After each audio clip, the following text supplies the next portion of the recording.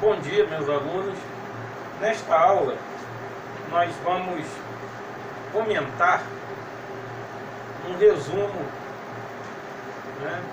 feito por mim da matéria do primeiro bimestre. Então, temos aqui em mãos um resumo completo da matéria do primeiro bimestre. Começando pelo assunto notação científica, que é o assunto da unidade 1. Nosso primeiro bimestre tem 6 unidades. Então vamos lá. Notação científica. Para que serve a notação científica? É uma maneira simplificada de escrever números muito pequenos ou números muito grandes. Tanto números muito grandes quanto números muito pequenos, a gente utiliza a notação científica para escrevê-los. E eu deixei 2 exemplos neste material, que é o seguinte: um exemplo primeiramente de um número muito grande, por exemplo, o número 12.000. Na verdade não é tão grande assim, mas a título de exemplo, 12.000, poderíamos dar um exemplo, por exemplo, 12 milhões, 12 trilhões,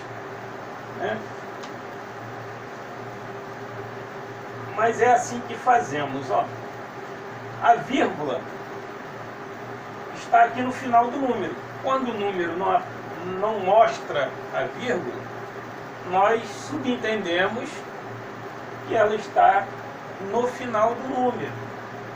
Então, para eu chegar aqui e ficar 1,2, com a intenção de manter apenas um número antes da vírgula, ou seja, apenas um número inteiro, eu desloco 1, 2, 3, 4 casas para a esquerda e acrescento uma potência de 10 elevado a 4. Porque se eu desloquei 4 casas para a esquerda, eu retorno a vírgula para cá, multiplicando por 10 elevado à 4ª potência. Por quê? Porque 10 à 4ª vai me provocar uma multiplicação em que eu tenho, eu me vejo obrigado a andar com a vírgula para a direita. Então, uma coisa compensando a outra, 12.000 se transforma em 1,2 vezes 10 elevado a 4. Agora um número muito pequeno, 0,003. Eu posso escrever como 3, vou trazer a vírgula para cá, por 3, vezes 10. Então agora eu andei positivamente, eu andei para a direita, e agora eu reduzo a mesma quantidade com um expoente negativo. Eu fico com 3 vezes 10 a menos 3. Então, exemplo de número grande e de um número pequeno, porque 0,003 é um número muito menor do que 1. É um número pequeníssimo. Bom, seguindo neste material que foi disponibilizado também para vocês no nosso colégio, ele tem aqui algumas observações que, na parte de notação científica, que na verdade é uma recapitulação de algumas coisas de potenciação. Então, na verdade, o módulo 1, a unidade 1, já começa a entrar no assunto, já começa a colocar um pé no assunto da unidade 2, que é potenciação e radiciação. Então vamos lá, vamos falar aqui de algumas propriedades, que é a primeira, que temos na primeira, o seguinte: 7 elevado ao cubo vezes 7 elevado à quarta. Isso aqui trata-se de multiplicação de potências de mesma base, né? Temos potências, mas a base é igual. A gente repete a base e soma os expoentes. 3 mais 4. Ficamos com 7 elevado a 7. Num outro exemplo, a gente tem menos 7 elevado a 8, dividido por menos 7 elevado a 3. A gente vai repetir a base. E agora, na divisão, a gente vai subtrair os expoentes. 8 menos 3. 5. Tudo isso vocês já estão sabendo, pois se trata de uma recapitulação. E vai ser interessante vocês terem esse resumo como uma base de estudo para, né, futuras provas, né, e serve de base até para prosseguir nos estudos e até em concursos. Bom, potência elevada a um expoente. O terceiro exemplo é isso aqui, ó, 5 ao quadrado ao cubo, que é o mesmo que 5 ao quadrado vezes 5 ao quadrado vezes 5 ao quadrado. Por quê? 5 ao quadrado está ao cubo, então é 5 ao quadrado vezes 5 ao quadrado vezes 5 ao quadrado, que vai nos dar 5 elevado a 6, porque multiplicação de mesma base, a gente já viu aqui, que repete a base e soma os expoentes, 2 mais 2 mais 2. E a gente poderia dizer também que bastava a gente fazer isso aqui, ó. 5 elevado a 2 vezes 3 vai dar 5 elevado a 6. Vejam que é o mesmo resultado. Também poderíamos ir por esse atalho. E aí, continuando, o nosso resumo, ele fala de potenciação, né? Dando sequência ao que começou na unidade 1. E aí a gente tem que lembrar que qualquer número elevado a zero é igual a 1. Não se pode esquecer tal coisa. Todo número elevado a zero é igual a 1. 1000 elevado a zero é 1.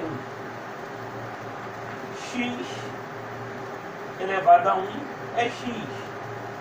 Do mesmo jeito, todo número elevado a 1 é ele mesmo. Porque o expoente 1 está dizendo que o número vai aparecer uma vez só. É ele mesmo.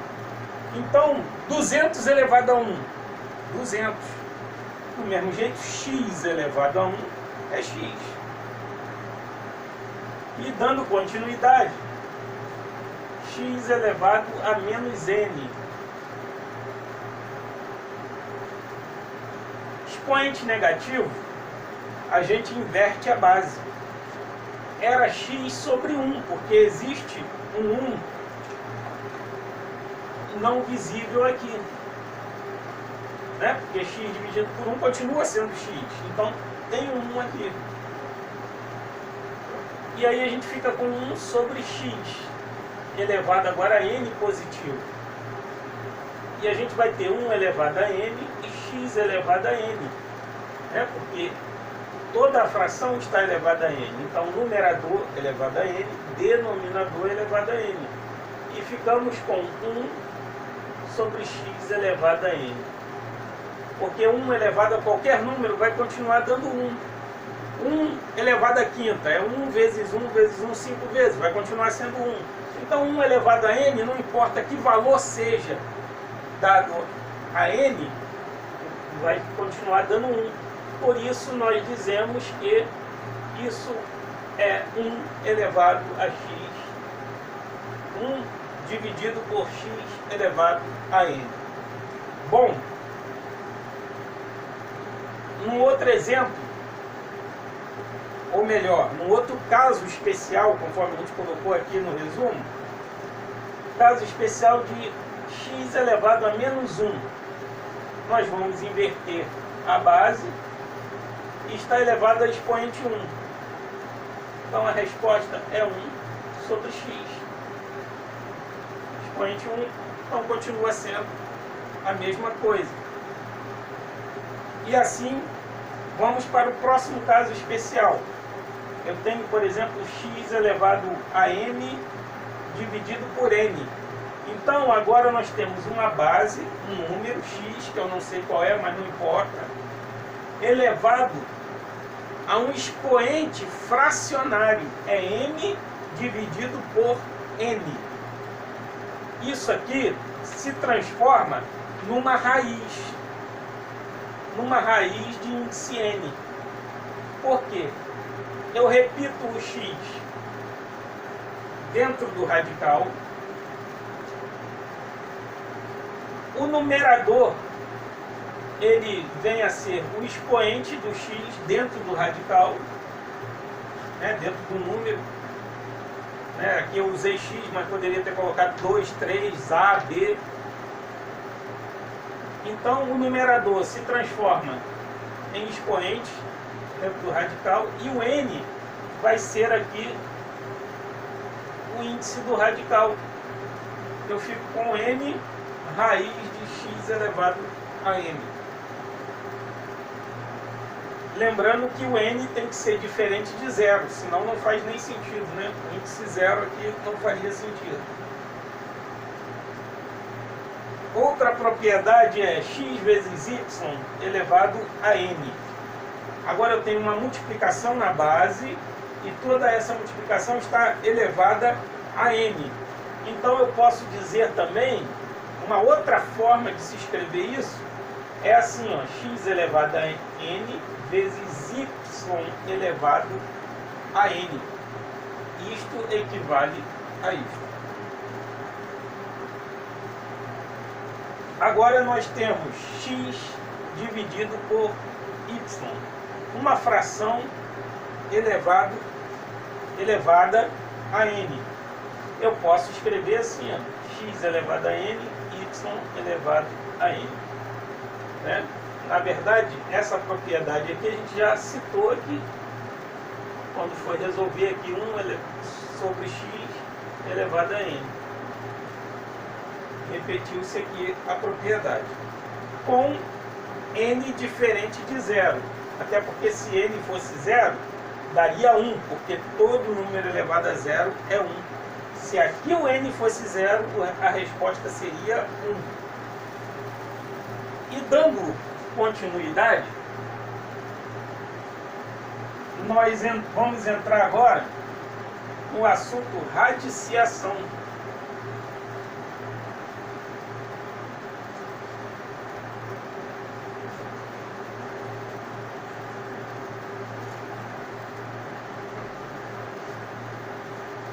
Nós vamos entrar agora na recapitulação, né, aqui no nosso resumo, a respeito de radiciação. Né? E aí eu coloco nesse resumo os elementos, né, da radiciação. Por exemplo, raiz n de a é igual a x. E aí a gente vê que nós temos aqui esses elementos para nós identificarmos o que é cada elemento desse. Aqui nós temos o radical, né, que é o símbolo da raiz, o radical. Nós temos o número, né, que estamos tentando calcular a raiz, né, o número que fica dentro do radical é o nosso radicando. Radicando. E aqui nós temos o índice, como já falado aqui. E aqui nós temos, né, a raiz. A resposta, né, é a nossa raiz.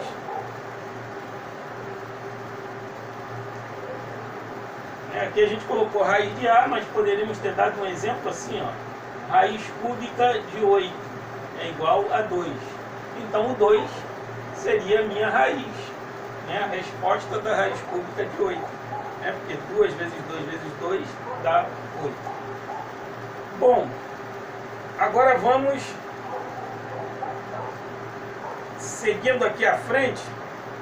No resumo eu deixo aqui 2 exemplos muito simples, que eu não vou repetir aqui, né? E seguindo para o assunto quadrados perfeitos, né?